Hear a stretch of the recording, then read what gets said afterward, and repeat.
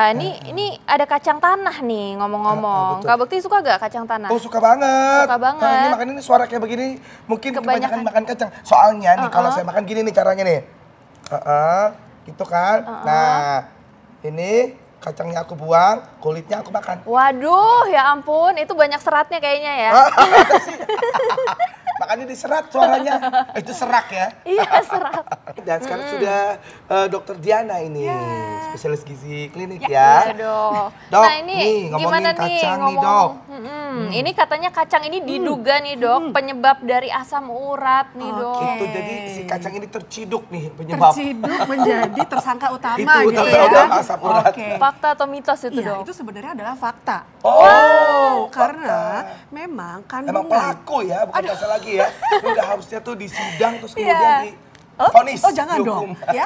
Ya, jadi memang pada kacang, terutama kita ngomong di kacang tanah, kandungan purinnya tinggi, ya. Pada orang-orang dengan konsumsi purin yang tinggi, itu ya purin biasanya, itu merupakan senyawa protein yang ada di dalam kacang. Itu bisa menyebabkan terjadinya asam urat. Nah, tapi jangan kebalik, ya. Bukan berarti orang dengan asam urat nggak boleh mengkonsumsi kacang. Tetap boleh kita konsumsi kacang-kacangan, tapi jumlahnya memang harus dibatasin. Ya, untuk sehari paling cuma boleh 50 gram kacang-kacangan per hari. Nah, kalau 50 gram paling cuma setengah genggam saya. Oh. Nih, cuma segini kira-kira. Oke. Nggak kelihatan. Per hari nggak kelihatan ya? Segini. Ya, kira-kira ukuran tangan kita setengah jadi genggaman. Kalau yang masih bentuk utuh begini tuh berarti bisa satu ya dok ya? ini. Ya, begitu. Dan pastikan ini kulitnya dibuang ya dok ya. Buang dong, jangan dimakan kayak tadi ya. tadi. Jangan. Nah, ini kita akan ngebahas lagi nih. Ini pastinya sama emak-emak juga nih ya, dan juga cewek-cewek gitu nih ya. Pastinya katanya tertuduh nih penyebab jerawat itu adalah si kacang ini. Stop! Nanti dulu kita bahasnya saat lagi ya. Tetap di Ayo Hidup Sehat. Tapi ini dok tadi ya menyambung pertanyaan saya tadi, kacang tanah ini tertuduh menjadi penyebab utama jerawat. Fakta atau mitos tuh dok?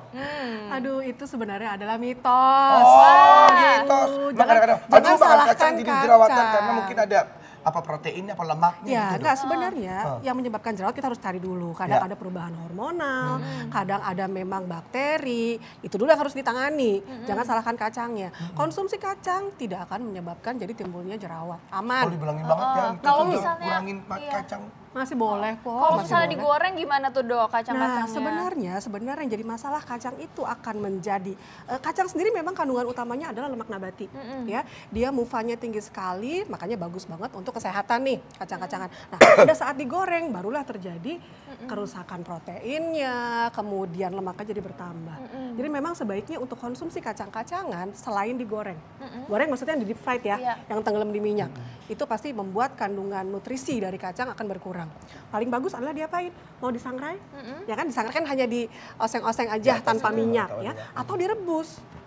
Justru ada penelitian, justru penelitian dengan kacang itu disangrai atau direbus itu meningkatkan efek dari antioksidan sebentar 37%. Jadi naik. Iya, efek antioksidannya lebih bagus jadinya. Gitu.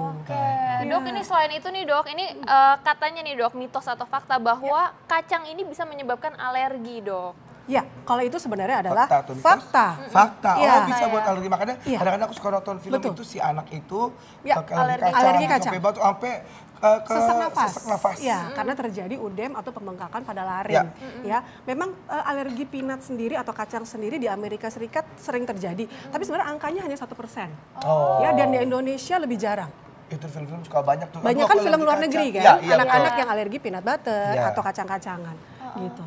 Ya tapi itu benar. Ada. Nah ini ada lagi nih dok, katanya ini sehat kalau konsumsi kacang tanah nih untuk jantung gitu dok. Yes. Fakta atau mitos? Itu sebenarnya adalah fakta. Wow. Nah tadi seperti saya cerita. Sebanyak apa tuh dok? Nah per 100 gram ya, aduh jatuh ya. Nah per 100 gram kacang tanah tuh kira-kira segenggaman tangan saya ini. Ya. Digenggam, segenggaman tangan saya bukan tangan bekti. Ya. Tangan bekti lebih besar lagi jadinya. Waduh. Nah per 100 gram ini mengandung hampir 100 gram kacang mengandung kalorinya dia hampir tinggi ya. Dia agak tinggi 580 kalori. Waduh. Ya, jadi memang harus hati-hati juga konsumsinya. Nah, tapi sebagian besar 50% dari kandungan kalori tersebut berasal dari lemak yang baik, MUFA. Nah, MUFA itu akan menurunkan, membantu proses di darah ya, akan menurunkan LDL atau kolesterol yang jahat dan meningkatkan kolesterol yang baik.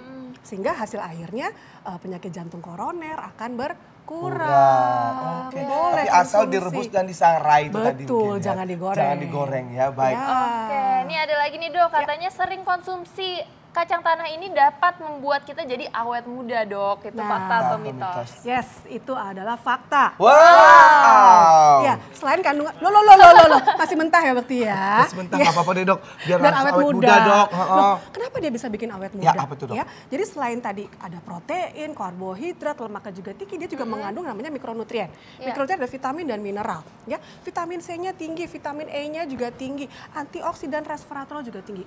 Itu memang membuat kita yang namanya radikal bebas pun akan berkurang di tubuh.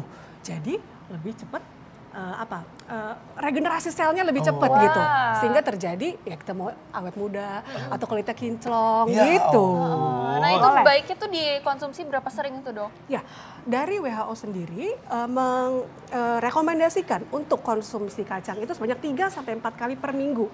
Ya, 3 sampai 4 kali per minggu bisa dalam bentuk yang saya bilang tadi. Misalnya kita bikin di rumah, bikin apa sih sayur asam? Kan bisa kita masukkan kacang di dalamnya, Iya. ya kan? Atau misalnya kita mau bikin kayak bumbu-bumbu pecel atau Rujak. gado-gado, rujak. Tapi kalau bisa jangan digoreng tadi kacangnya. Iya. Ya jadi disangrai, baru kita pakai untuk makanan sehari-hari. 3 sampai 4 sajian kacang tanah per minggu bisa menurunkan resiko juga penyakit jantung koroner. Wow. Jadi hebat banget. apa ini kalau yang harus diwaspadai nih dok, kalau kebanyakan makan kacang? Kalau yang harus diwaspadai, nah tadi per 100 gram tadi ternyata kalorinya tinggi. Itu kalau direbus dapat sekitar 580 kalori. Itu hampir sepertiga kebutuhan kalori kita loh Iya. per hari. Ya, apalagi kalau kamu goreng, apalagi sudah dibikin seperti kacang disco, Ya, tahu ya yang ditepung-tepung, akhirnya kalori tinggi. Jadi memang kita harus bijak dalam mengkonsumsi kacang. Harus sesuai dengan kita punya takaran.